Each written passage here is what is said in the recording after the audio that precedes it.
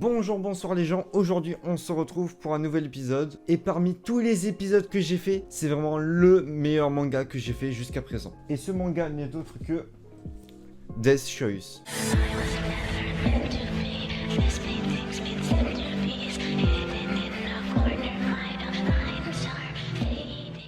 Death Choice est sorti en 2004 au Japon et il se divise en 3 tomes. Il est écrit par Chihiro et dessiné par Tatsuhiko. L'histoire se passe à l'époque actuelle dans un lycée japonais. Le personnage principal s'appelle Shusuke Takayama et il est accompagné de son meilleur ami Kazuto Sato. C'est la rentrée pour les lycéens. Kazuto crée un jeu en ligne où le principe est d'élire la fille la plus populaire de la classe. Pour cela, 5 filles sont tirées au sort et ils ont jusqu'à minuit pour élire via un système de vote la fille la plus populaire de la classe. Celle qui obtient le moins de votes est éliminée du jeu. Et ce jeu se répète tous les jours jusqu'à avoir la gagnante finale. Seulement voilà, le jeu fait polémique au sein de la classe car ce jeu peut détruire la confiance en soi d'une personne et peut même entraîner des moqueries voire du harcèlement. Mais également car la gagnante de chaque round sera affichée par une photo d'elle haute. Sauf que le lendemain des votes, la jeune Hikari s'est pendue suite à être arrivée dernière au classement. Pour le deuxième round, c'est au tour des garçons, sauf que ce n'était pas prévu de base. Et le lendemain, 2 élèves sont retrouvés morts suite à un ex-aequo dont Kazuto. Et c'est à ce moment que les élèves ont compris que le jeu a été hacké et que le perdant de chaque round est assassiné ou suicidé. Petite parenthèse, ça vaut aussi pour celui qui a voté pour cette personne. Les élèves vont donc essayer de s'entraider pour se protéger, mais en vain tous les jours de nouvelles victimes. Mais vous allez me dire, ouais mais pourquoi ils arrêtent pas de voter? Bah tout simplement car s'ils ne votent pas, bah ils meurent aussi. Je vais vous expliquer pourquoi j'aime ce manga et la morale que veut nous transmettre l'auteur. Mais avant, comme d'hab, on va parler de la partie dessin et scénario. Alors pour les dessins, ils sont bien travaillés, les décors nous plongent dans les scénarios comme si les lecteurs étaient dans le manga, les images sont assez choquantes et c'est fait exprès par le dessinateur, mais vous verrez pourquoi. Pour le scénario, je le trouve plutôt bien rythmé, mais par contre ce que je comprends pas c'est que si on se mettait à la place des élèves, je pense qu'il y en a qui auraient déjà pété un câble.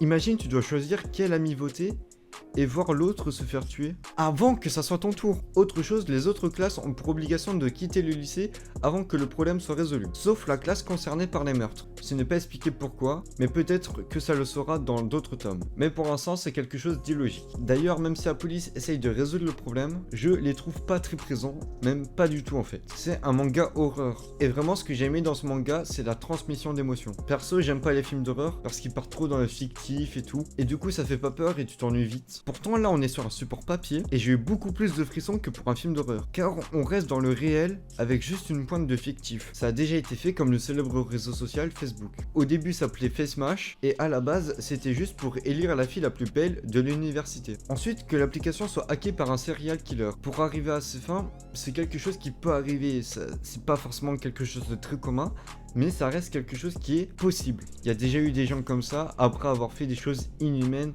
inimaginable. Donc pourquoi pas ça? Je veux dire, quelle est la limite humaine? Or la pointe de fictif que je parlais juste avant, c'est la façon de mourir de certains élèves. Mais si on voulait rester dans le réel, ils auraient pu tuer les élèves d'une manière beaucoup plus simple. En fait, la morale de l'histoire se passe surtout au début du manga. Quand le premier round est fini, la jeune Hikari se suicide, et au deuxième round, c'est Kazuto qui se suicide après avoir été convoqué par le principal. Même si dans le manga c'est tourné comme des assassinats, même s'ils veulent faire croire que c'est un suicide à la base, mais il ne faut pas oublier que c'était quelque chose qui aurait pu se passer sans l'intervention du serial killer.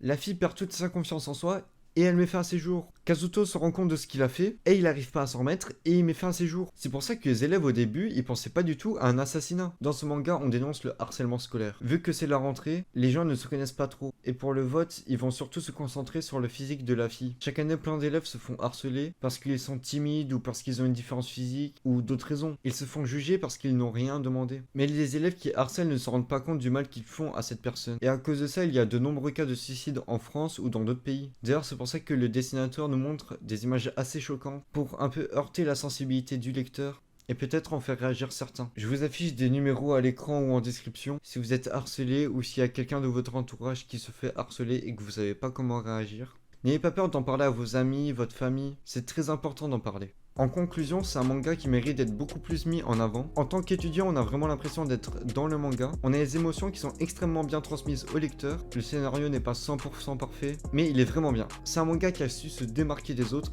et juste pour ça, je vous invite fortement à aller le lire. En tout cas c'est tout pour moi, n'hésitez pas à vous abonner et à mettre le petit pouce bleu, à mettre la petite cloche pour ne manquer aucun épisode, partager et commenter. Sur ce, je vous laisse sur une citation de Sueharu Nakamiya.